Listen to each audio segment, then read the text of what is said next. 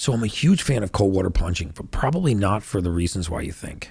I also sit on the board of the NFL Alumni Association Athletica as a health services director. There was a time when we used to think that putting athletes in cold water after exercise was good because of its anti-inflammatory effects.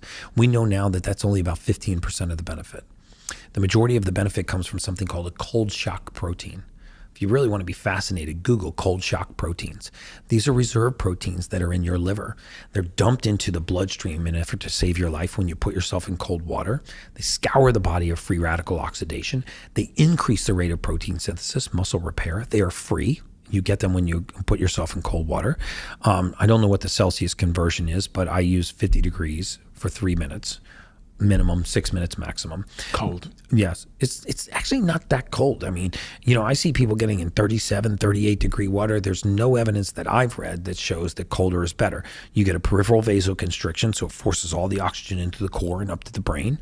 And you get an activation of something called brown fat, right? Thermogenesis comes from brown fat. And for the women that are listening, for some reason I seem to ensnare the women when I say this.